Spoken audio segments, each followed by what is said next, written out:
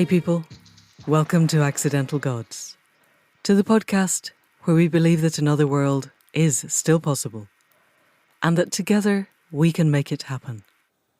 I'm Manda Scott, your host at this place on the web where art meets activism, politics meets philosophy, and science meets spirituality, all in the service of conscious evolution. My guest this week is Sue Phillips of the Sacred Design Lab. I listened to Sue in a podcast probably around this time last year, and she's been on my list of people to invite to be a guest ever since then. The Sacred Design Lab is a soul-centered research and development lab devoted to understanding and designing spiritual well-being for the 21st century. It translates ancient wisdom and practices to help their partners develop products, programs, and experiences that ground people's social and spiritual lives. And they envision a world in which every person is connected to their inherent goodness, known and loved in communities of care, and bountifully giving their gifts towards beauty, justice, and wholeness. And if that sounds remarkably like what Accidental Gods is striving to do, then I think that would be fair. Sue Phillips herself says that she is relentlessly curious about liberating ancient wisdom to solve complex problems. She's passionate about inspiring spiritual flourishing, designing for meaning-making, and witnessing the transformation that happens when people roam around in what matters most. And I cannot think of a more interesting, inspiring, soulful, flourishing way to spend an hour. So people of the podcast, please do welcome Sue Phillips of the Sacred Design Lab. So Sue Phillips, welcome to the Accidental Gods podcast. Thank you so much for getting up at whatever ungodly hour it is on your side of the Atlantic. What time is it with you just now? What a delight. It's a little after 9 o'clock in the morning. So as you see, it's not that early. It's not so bad.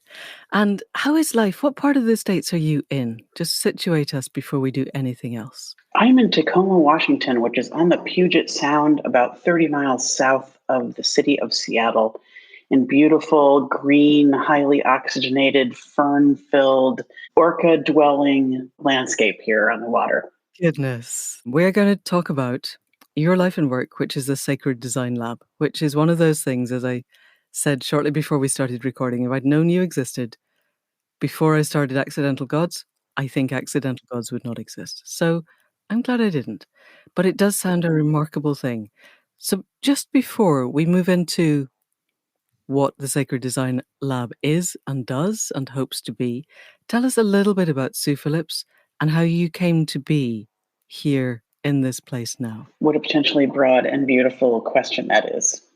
If I had to pick a few steps along the discernment pathway that led me to being on the opposite end of this microphone with you, I would name 2 or 3 stops. The first is probably on the grounds of the Washington National Cathedral, one of the largest Gothic cathedrals in the world, improbably on a hill overlooking capital city, Washington, D.C., where I was a middle school student, an 8th grader, which here is about 13, 14 years old. And I was a student there when the cathedral was under construction. Oh, wow. It took about 40 or 50 years to be built. And on the campus of the cathedral were the sheds of the stone carvers who were at work literally making the final pediments and the baptismal fonts and the gargoyles, Wow. which at the time raised some controversy because they made gargoyles out of Darth Vader and some Disney characters and some real culturally relevant expressions of traditional themes of good and evil and suffering and tricksters and a playful, modern, at the time, interpretation of the life of people and the spiritual life that cathedrals have always manifested. Yes. And to my young self, I found this to be absolutely captivating. The smell of the dust and the artistry of the sculptors, and the absolute magnificence of a full-on flying buttressed stained glass windowed cathedral literally in front of me. So that is absolutely one step on this path, because it instilled in me not only just the kinesthetic, like embodied magnificence of interaction with spirit, but also I was so curious. I really wasn't religious in any traditional sense. My family did not. We were sort of cultural, like suburban white people Christians, but no more than that. Mm. But the human reach for whatever it was that was being reached for in that magnificent place absolutely astonished and captivated me. And in a way, I've never stopped being oriented towards that captivation. So there's one stop. I could go on, but I will very quickly say that that eventually led to divinity school right after university, where I studied liberation theology and ethics, and then went and did social justice work for 10 years before entering congregational ministry in the Unitarian Universalist tradition, which is a very progressive, largely post-Christian faith in the United States and England, actually, in the UK. I would love to know more about that, but carry on with this and we'll leap back to that. Happy to, happy to. And so that's probably the second stop, my congregational ministry. I'm ordained in that tradition. Passed through denominational leadership and arrived at Harvard Divinity School, where I taught a polity class about Unitarian Universalism, because there's a lot of UU students at Harvard, because we're sort of a Boston-based headquartered faith. And so there's a deep history with Harvard Divinity School. And I met the two people who are now my colleagues, were students at the time, Casper ter Kuile and Angie Thurston, my beloved co-founders of Sacred Design Lab. And our lives became intertwined there. And we started this new chapter of exploring what it means to deliver sort of ancient spiritual technologies into a bruised and hurting secular world. Yes. Okay. Thank you. That feels remarkably coherent and succinct for what is covering quite a long space of time. So just taking a couple of steps back, tell me a little bit more about liberation theology. It's one of those things that I have heard of, but I don't think I've ever spoken to anyone who has studied it in depth. Well, I will do my very best to do justice to this worldwide combination of grassroots religious expression, scholarly pursuit, alignment with the poor, very much out of the Christian tradition, originating in Latin America with the Latin American liberation theologians like Gustavo Gutierrez and John Sobrino and other Jesuits, and mostly men religious. Priests, they call them. Yes. In the Catholic Church, mostly, if they're in South America. Indeed. Yes, absolutely. In its origins, think Archbishop Romero as being the expression of liberation theology, as profound solidarity with the poor, and a religious assertion that that Jesus had a preferential option for the poor, as should Christianity. That the entire proposition of Christianity was one in which poor folks were, their experience with it at the very center of the story and should remain that, and that the contention that has political implications for everybody who professes Christianity in terms of justice making and the means with which they pursue justice. So that's the contention of liberation theology, but started in Latin America, as I say, as a really kind of grassroots movement, but proliferated into feminist liberation theologies, Black liberation theologies, and other sort of identity-based liberation theologies over the course of the 70s and 80s and 90s and beyond, as we learned how to apply the methodologies and to center the experiences of other marginalized groups in the practice of theologizing, essentially. Okay. So feminist theology is one of those offshoots. Okay. And I consider the early feminist theologians to be among my greatest teachers, as well as James Cone and other Black liberation theologians in the United States. Okay. However, what's interesting to me anyway, is that I'm not Christian and never was. Oh, right. So it was something about what they call a sort of hermeneutic. It's an interpretive lens. Okay. of liberation theology that I have overlaid in other parts of my life, a way of understanding the world. It's part political analysis, part social justice commitment. It's a cohesive way of looking at the world and how it works and how it should work, Okay. is really what liberation theology has given me in my life. And it doesn't require a Christian underpinning. How does one go through divinity school, which in my naivety I assume to be a Christian faculty, and not be a Christian? Do you have to just be very quiet, or are you there saying, I'm not Christian, but? Well, certainly there may be among your listeners folks who would say that a non-Christian has no business going to a I Christian sincerely doubt. divinity school, which indeed I did. But I mean, theological education is actually very similar in structure across faiths: Protestant, Catholic, Jewish faiths. Once you get beyond that, it looks ministerial. The formation and credentialing of religious professionals in the United States is remarkably consistent across a really wide range of faiths. Okay. So that said, I did go to an Episcopal divinity school because in Boston, in Cambridge, actually, called the Episcopal Divinity School. And the reason I went there is because there were several of the leading scholars of feminist theology, including two of the priests, women priests, who had been irregularly ordained in the 1970s. Oh, wow. Carter Hayward and Alison Cheek.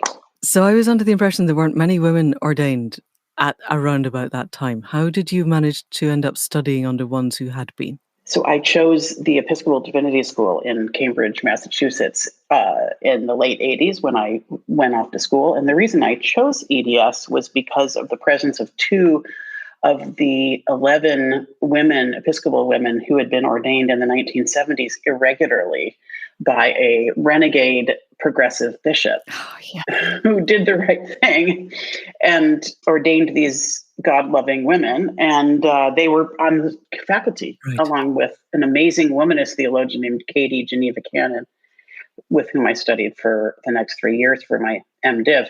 So the Master of Divinity is the degree that most folks in Protestant and Catholic traditions have, that provides the academic credential behind ordination, including in my own tradition. But there were a number of students there who were not pursuing ordination. And in fact, almost no one was ordaining out gay and lesbian people at the time. And you were out at the time? Yes. I came out as a lesbian in college and went to divinity school out. But EDS was a very progressive place. Really? So there was a juxtaposition. Not only was it unusual for women to be ordained in a lot of traditions, at that point, the Episcopal Church had begun ordaining women, but it was virtually impossible to be ordained as a queer person. Right. So I went really expecting to become a theologian. That was my goal. I wanted to be a theologian and to write fabulous books. Okay. But my life path shifted just really because of liberation theologies. And I did social justice work really for the next 10 years after that. I did affordable housing work in some of the poorest rural communities in the United States after that. Right. Okay. Having abandoned the idea of writing books, or did you pick that up later? That's never truly left me, if I'm perfectly honest. But the sufficiency of a writing life to contend with the magnitude of the suffering and systemic problems, especially in the United States, it never quite seemed to fit the bill. It just seemed insufficient to me. No offense to great writers everywhere, but I was surely not among them. And thought perhaps my labor might be better used elsewhere. And so why did you shift away from that? Because you're not doing that now. What drew you back into academic work and then into the Sacred Design Lab? Well, I started going to church. That's what happened. I had all along those years, I never went to church because I didn't think there was a church, frankly, that would work for me politically and theologically, and also in terms of my family and my sexuality. I mean, it is hard to remember what the United States was like in the 80s and 90s. It was not a particularly friendly place, although that was beginning to change, especially in terms of sexuality by the 90s. It was the AIDS crisis here. It was the Reagan era and post-Reagan era, not a friendly moment. So I started going to church, and I started going to a Unitarian Universalist church in Massachusetts, where my then partner and I had moved because it was the only state in the United States that allowed what they called second parent adoptions, which allowed gay people to actually adopt out of the foster care system, which was the way that we had decided we wanted to, I will say, acquire children in the best sense of the word. I started going to church, and that is what changed my life, because I finally found a place that I could be all of who I was with all of my commitments. And that led to a vocational call to congregational ministry, for which I was already academically prepared. Right. But I finished the clinical preparation required and went off and was ordained. And you called that earlier a post-Christian church. Mm-hmm. Can you unpick that one for me? Because that sounds fascinating. It's quite a story of how this came to pass. I probably have many colleagues in Unitarian Universalism that would cringe at my depiction. But you're the one on the podcast, so that's fine. I am. Here I am. Let me tell you why I say that. So Unitarian and Unitarianism are sort of different trunks on the Christian tree. If you think about, the 2,000 plus history of Christianity in the world, think about it as a long trunk of debates in the faith that became Catholicism. But there was 1,000 years of argumentation about what form that church should take, but also about the theology. Time to canonize certain books of the Bible and not others, synods to debate theologically, like the Council of Nicaea, which some of us now know the result of that is the Nicene Creed, right, which is a really, one has to say, a bizarre contortion of theological argumentation that so many faithful people speak Sunday after Sunday. And the reason I'm laughing is because of how transparent and inarticulate its depiction is of the theological arguments at the heart of the Christian family tree at that moment. So was that 626 Council of Nicaea? I think it was 325, and I'm almost embarrassed that I know that. No, it's good. It's really interesting. So that was under Constantine. Yeah. So it was proto-Unitarians never would have called themselves that then, sort of lost the debate at the Council of Nicaea. And that was about the nature of the relationship between Jesus and God. Alrighty. And we became known over many hundreds of years as Unitarians, which was a derisive term to oppose Trinitarians, which of course believe in God and Jesus and the Holy Spirit. Right. Okay. So that's the Unitarian pathway. Much more to be said there. But the Universalist part of the story, well, it had a number of origins, but took kind of mainer stage in the American religious history in the wake of the Second Great Awakening, which was a period of great religious revival and upheaval in the United States in the 18th century, in which a kind of Calvinist orthodoxy took over mainstream religious expression and just painted a picture of a very scary God who was judgmental, who was only the elect were to be saved from the fiery pits of hell that awaited everyone else. And in the wake of this really robust, you can't believe how vivid sermons are of this moment. Absolutely, absolutely terrifying depictions of God. And Universalists emerged as a response to the horrors, I think, frankly, of the Second Great Awakening, and said simply that there was universal salvation, that God is love, and that as our parent, God is too loving of us to consign any of us to everlasting hell, hence universal salvation. So these two branches, separate, joined together in the 1960s as a denomination in its current expression, Unitarian Universalism. Which word came first, Universal Unitarianism or Unitarian Universalism? Indeed, yes. It's still quite an argument because Unitarians were sort of Brahmins, especially in the Boston area. Unitarians, think Emerson and Margaret Fuller and Thoreau and the Transcendentalists were all Unitarians.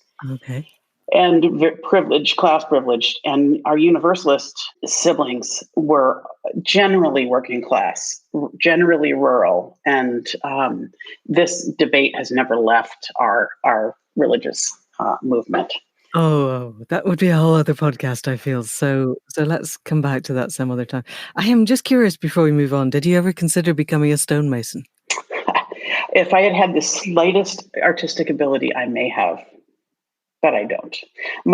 To the extent that I have any artistic expression in me, it is with words. Okay. Alrighty. Yes. It's always seemed to me that the building of those big, big buildings and the beauty that is built into them, such an extraordinary and beautiful expression of what it is to be human, that, again, if I had thought that I could wield a hammer and a chisel, I think I would have headed down that road too.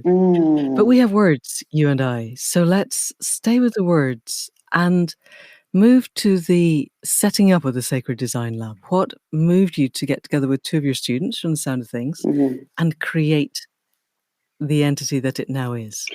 Actually, Angie and Casper weren't my students. I was as much theirs. So Angie and Casper are two millennial folks. Angie was born in the United States, in Boulder, mostly grew up in Boulder, Colorado, which is known here as a kind of progressive, weed smoking, iconoclastic outdoor culture. And Casper was a climate activist who was born in the UK from Dutch parents. And so Oh, cool. Casper came to the United States to the Kennedy School of Government at Harvard, and basically switched over to the Divinity School. He got a degree from the Kennedy School, but because that's where people were asking the interesting questions. And Casper and Angie hooked up before I knew them. Not in a they're intellectual partners, not romantic partners. But they had a really juicy and dynamic intellectual collaboration, asking themselves the question, basically, where are people like us, sort of non-church people, going to make and find the meaning that they used to go to traditional religious communities for? Right. And this was at a moment when everybody who paid attention to American religious life had seen via the Pew Charitable Trust survey numbers institutional membership and affiliation going down across almost every slice of American religious life for about 15 years. So this precipitous fall had been taking place, and Casper and Angie did a survey not as in a questionnaire, but an extensive series of interviews and landscape mapping of the kinds of community groups and individual efforts that were rising out of mostly millennial experience to do the same jobs that traditional religion had done. Okay. And they wrote a monograph called How We Gather, which really received a tremendous amount of attention. And the reason it did is a core proposition of Sacred Design Lab, I think, which is that no data that we have ever seen, anecdotal or quantitative, has said that the longing for spiritual and religious experience has changed at all in the last 50 years. But our desire to access the traditional sources, the traditional entities, congregations, and other religious entities that did those jobs has decreased dramatically. So more and more people are less and less religious, but the longing in human hearts for the same big questions and the same experiences has not diminished at all. Right. So it was their formation of that question that hooked us up, got us together to think about how we might address it. And that is the effort that became, a couple of years later, Sacred Design Lab. Brilliant.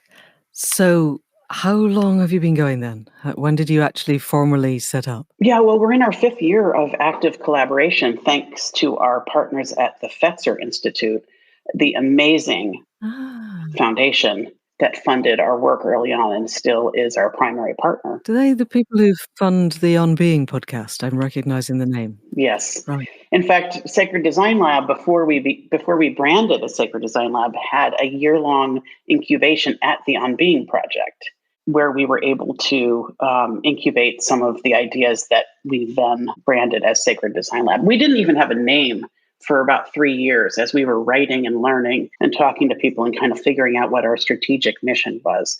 And then 18 months ago, we formed Sacred Design Lab. Okay. So you're really relatively quite new. Indeed. And so in its most recent iteration, the one that arose 18 months ago, tell me what Sacred Design Lab is and does and hopes to do.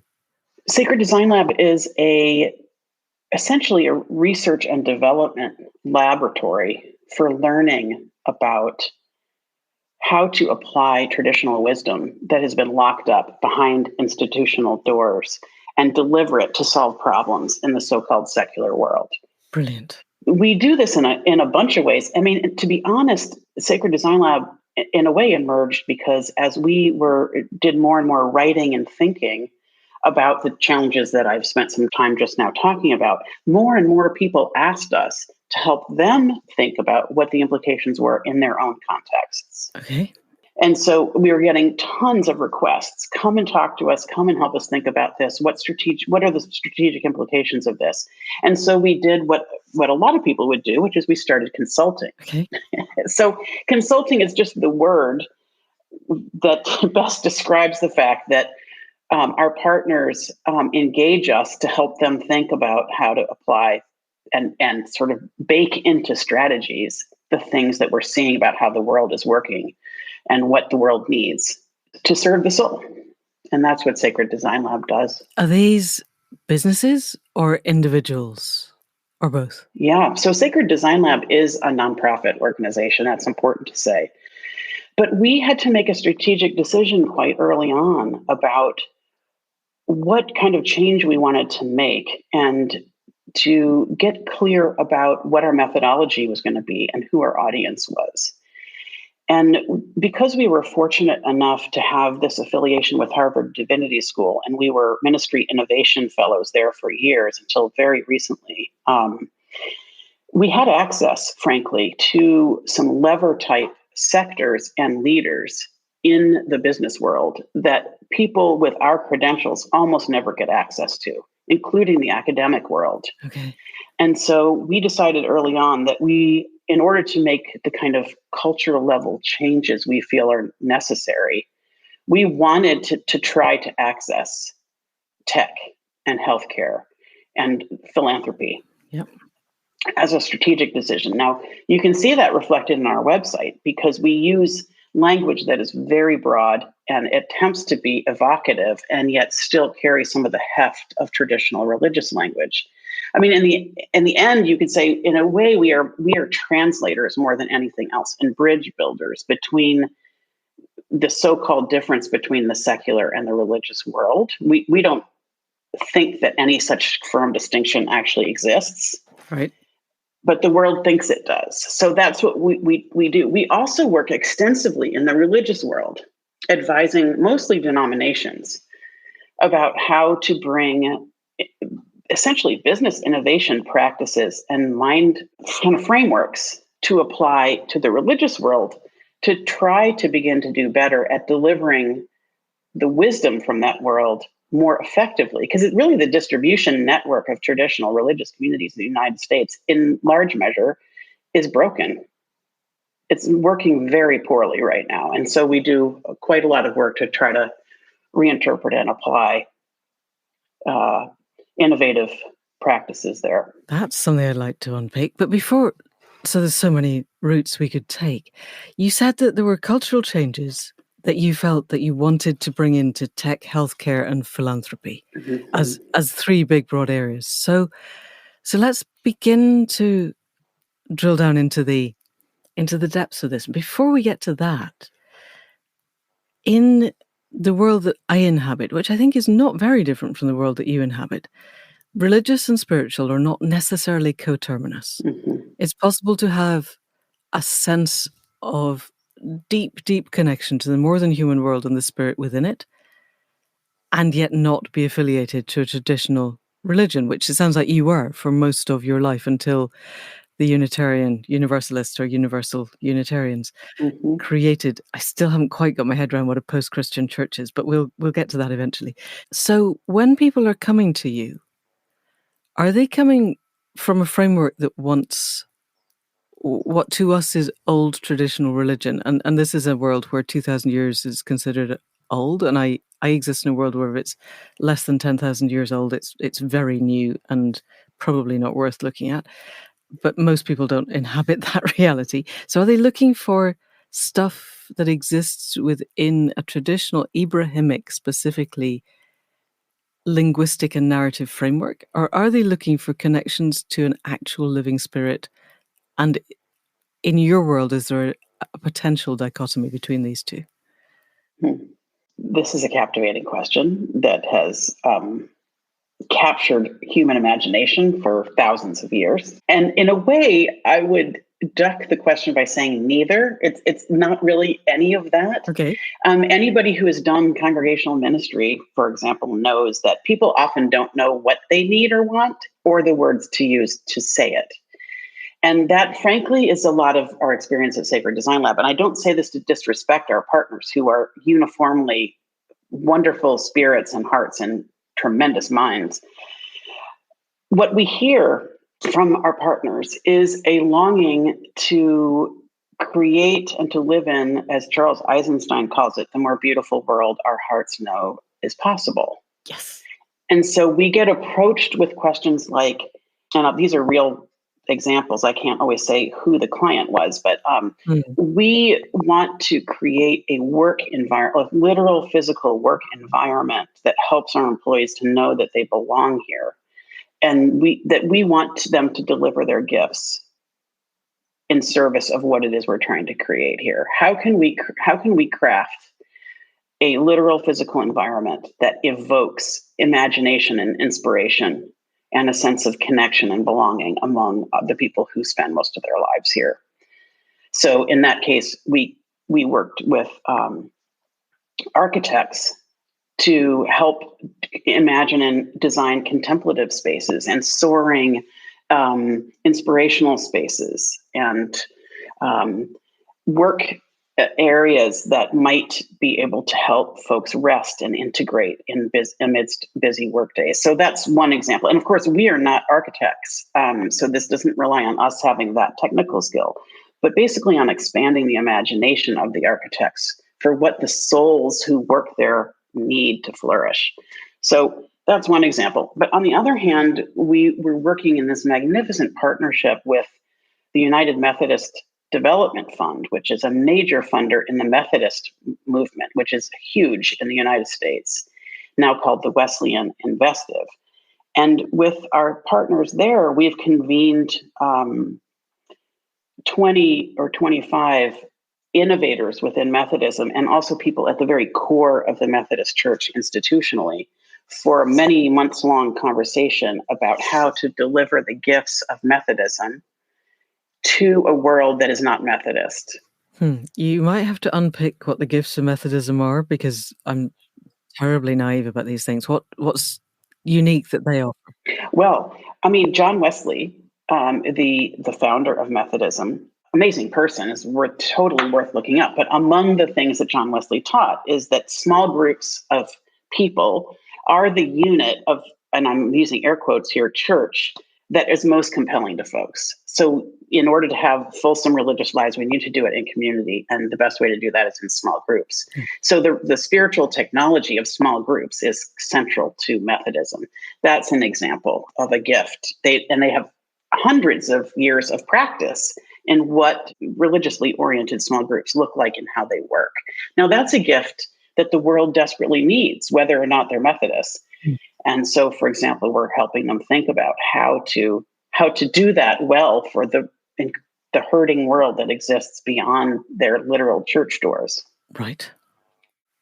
So these both sound quite practical. They could be done without religious overtones, and they could probably be done purely on a psychotherapeutic level if one wanted to. And I'm not suggesting you are. But in the work that you're doing, are you connecting to what I would call the more than human world, the all that is, so that the people that come to you are also asking the question, not only how do we create a contemplative space for the people who work with us, but how does our work then bring us towards an unhurting world? Is that Does that make sense as a question? That's we're expanding beyond the how can we do what we do better to how can what we do make the world a better place? This is a compelling question. It is a critique of our work. Not that you just levied, but it is a legitimate critique of our work that in stripping away the faith claims and theological structure and history and tradition of some of the ideas we work with, we have, first of all, the things we talk about are no longer themselves when they're taken out of context. So, for example, a contemplative space that doesn't have a subject of contemplation, it is a legitimate question to ask, is it a contemplative space? Hmm. It's just a room if there's no orientation or context or content to that space. And it's a very compelling question for religious and spiritual expression of our time about where that line is between a thing that is still itself and a thing that becomes something entirely different if it's taken out, if it's extracted from its tradition. We have a way that we have arrived at an answer to that question, which is that in order to deliver some of the wisdom and practices that have been locked up, it is necessary to sort of disaccrete some of the institutional structures, the polity structures, and yes, some of the theological propositions from them in order to make them accessible to other people. There will always be folks who argue that you can't and in fact shouldn't do that. We try to be deeply respectful of the traditions that we engage with. But by the same token, one of the ways I have resolved this is that I feel like the wisdom that humans have generated over tens of thousands of years about what makes for a flourishing life is the birthright of every human. Yes. Now, that's could be perceived as a colonial conclusion, right? So there's a real art form and a justice responsibility to interrogate that carefully on the ground as we actually do it. But ultimately, I do feel like there's birthright wisdom that folks are being kept from. And there is a way to do this process of discovery and translation with honor. And of course, that's where we hope we land. And we take it very seriously. Justice is an integral part of the lens that we use in our soul-centered work, which I could go on and on about. But suffice it to say, this is something we grapple with. Yeah, and I would love to know more about your soul-centered work. But just before we get there, just for my own interest. So we're talking about the wisdom that humans have gathered over tens of thousands of years. So we're going way back before the Abrahamic religions were ever brought up, to a point where, if we go back far enough, current thinking has that we all emerged out of Africa. That I have read people who dispute that, but let's not head down that rabbit hole. I'm kind of interested in how does it come to be interpreted as colonialism if you say the common ancestors of humanity had a wisdom that would benefit us all, and we can begin to try to connect with that in ways that are relevant to the modern day. Where does the glitch happen in that says we're white people, we can't do that?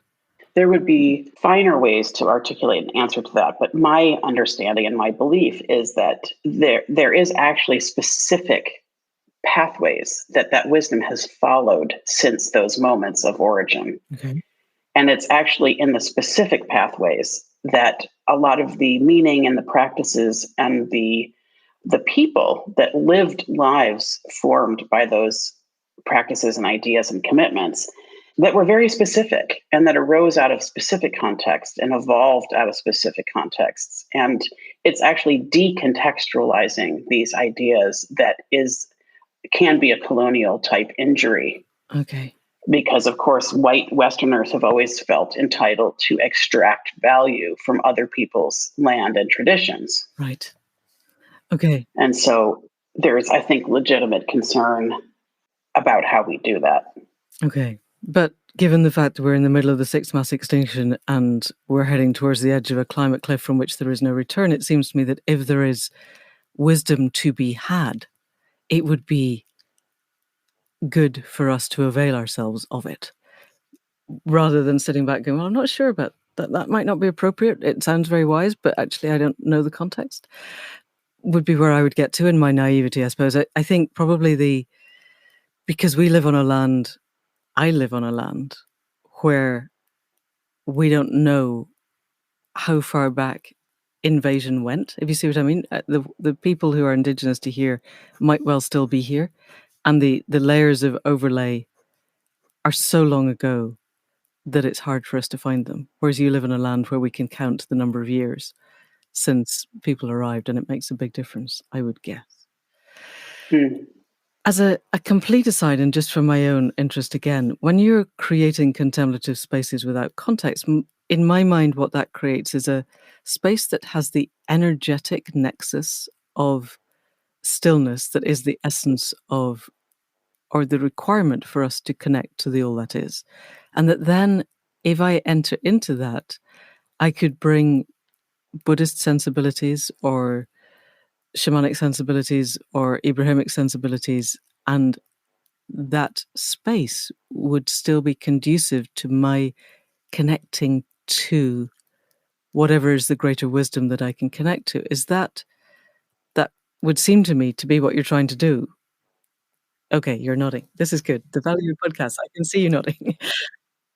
Yes, yes, indeed, because we most humans know in our bodies, not necessarily in our minds, but in our bodies, that there is an alchemy. I'll use that metaphor. Maybe some of your listeners don't use it as a metaphor and actually are practitioners, but there's an alchemy of individual heart, intent, practice, preparation, imagination that can, in a physical space, especially when joined with other people and artifacts and physical objects, in a container that is meant to hold and build and create those experiences, something happens often in those environments that cannot be explained by a reductive sense of the component parts. Yep. That's what we count on, right? Religious people everywhere rely on whatever magic, I'll call it, that is.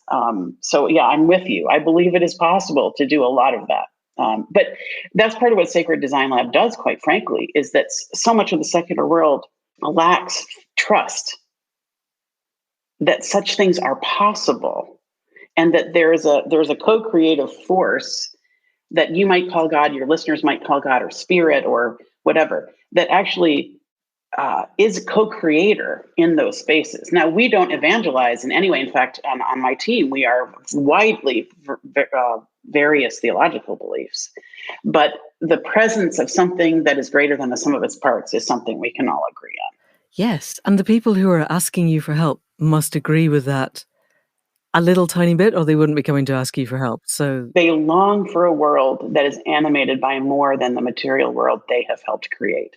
And we can all understand that longing, can't we? Yes, we can all long for that.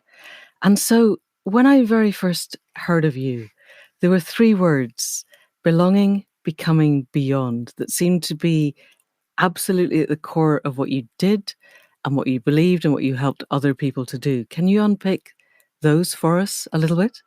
Sure. So as Sacred Design Lab, we have to find ways of communicating what the soul needs, because essentially that's our remit.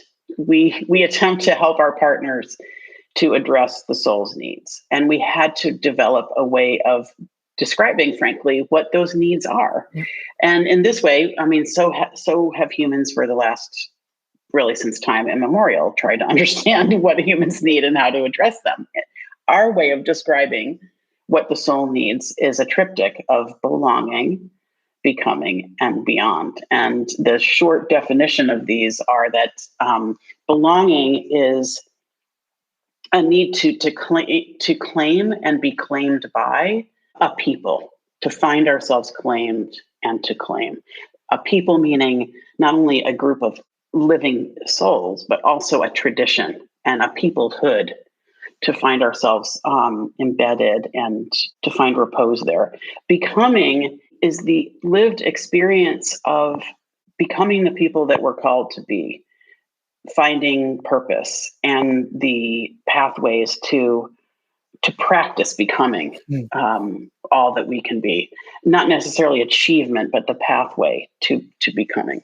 And then beyond is connection to something more, something larger than ourselves. Usually that involves not just a kind of transcendent component, but also lineage across time and a relationship to time that puts us in kind of cosmic time, if you will.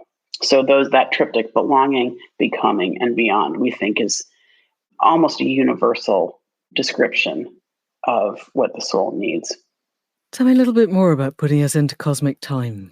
Well, I mean, when you're developing a theoretical framework, it's always a struggle to put really abstract concepts into words that are communicable to others. And to not use words that then are so specific that they exclude other people's interpretations of what those words could mean. Yeah. But all of our teachers and all of our reading and study and all the ways that the people we talk to talk about what matters most to them, it's more the fulsomeness of what is possible is not just in this moment on this plane as important as actual presence is to so many religious traditions, like real time, real moment, be here now type lessons, but a feeling of connection to eternity, essentially. Not only because it's that realm that answers questions about the origins of life and what happens after we die, but to find ourselves right-sized as humans that live a particular lifetime in a particular moment in the face of eternal time, I think is one of the core human questions that we have to. Most people are curious about knowing where they fit in that eternal time. So that concept of beyond needs to engage that question. Beautiful. Thank you. And as a purely personal question for you, what do you think happens after we die? I mean, I believe that our bodies go to dust, stardust, from which we came. I also believe that in our presence and the way we've influenced others, just as we've been influenced by the community of humans before us and the specific people out of which we came, that will be our influence moving forward in the hearts and bodies and minds of the people we've influenced, well beyond people who could actually remember our actual person we will have influenced, including the communities that we live in and the spaces we occupy. But that's the extent of my claim. I don't know beyond that. Of course. Those things I feel pretty certain about. And I have never asked anybody that before, and at least not on the podcast. I'm just curious, I think partly because for reasons too complicated to go into just now, I've had a real sense of my own mortality much more than before. So I'm experiencing each day as if it were absolutely new, but also potentially the last one, without any particular obvious reason. It's not that I have some kind of terminal diagnosis. It just feels as if death is right around the corner, and that life is therefore much richer. But also, I've become curious as to what next. Whereas before, I've held kind of theoretical views that didn't ever really feel as if they were going to be tested. So yeah, it's interesting. So tacking on the end of that, I still don't quite know what a post-Christian church is. Can you give me the edited highlight of that? Sure. So in the 18th and 19th centuries in the United States, especially, although not exclusively, you can just see in the history of, if you take like sort of Enlightenment history, questions of the relationship between science and religion and epistemologies of like, how do we know what we know? What are our faith claims rooted in? Is it revelation? Is it direct experience? Tracking Enlightenment thinking through the transcendentalists in the United States, where Emerson and Thoreau and Margaret Fuller and the other transcendentalists essentially railed against the sort of the reason heart, the scientific heart of the Enlightenment, and said, wait, there's more to experience about spirit, about God, than can be measured in scientific method. There's got to be more to it. So the transcendentalists were transcending essentially just reason as the epistemological heart of what we know about religion, which is itself strange because most Christians and other religious people don't recognize reason as a primary source of religious wisdom, but my people did. And so by the early 20th century, Unitarianism in particular became sort of humanistic. Religious humanism began to carry the theological day, which is sort of moving away from Jesus as an actual divine figure and actual belief in God. Now, this happened over many years and was always about sort of who were the privileged people in our movement and what did they think, which was always highly academic in Unitarian, especially Unitarianism. And so religious humanism began to transplant a Christian-centered notion of what was the sort of religious project at hand and who God and Jesus were in relationship to one another. So that by the early 20th century, many of our congregations were humanist. Okay. And as much as we retained the kind of traditional Protestant like churches, and in New England, all of the white steepled churches most people associate with religion in America, not evangelical religion, those are Unitarian churches. Okay. So we still have those white steepled churches in the center of the town green in Lexington and Concord and all those places in New England. And the structure of worship looks the same. There are still hymns, there's still sermons, there's still children's stories, but the content is not biblical. Right. Is there still Christmas and Easter and things like that? Are they? Yep, still celebrate Christmas and Easter as in attempts to sort of refresh the interpretation of what those holidays, what that liturgical arc that our ancestors gave us mean in this moment. And different congregations answer that differently, and we do have Christian congregations. But in general, we're given the freedom to interpret as we will, and the freedom not to be biblically based. Brilliant. Okay, and you have to go very shortly. I had one final question, which if you can answer it possibly very succinctly. As you've moved through time, as Sacred Design Lab has been asked by, I'm guessing, increasing numbers of people for help, are you seeing a sense of people coming together that would help to balance out what is otherwise looking like a deeply polarized society and world? Can you offer us light at the end of the tunnel, in essence? Well, it's always the religious and spiritual project to focus our hearts and our intentions on the light that is always available. That's the core of the religious project, is as my teacher, Victoria Safford, would say, to plant our feet at the gate of hope. To plant our feet at the gate of hope. Brilliant.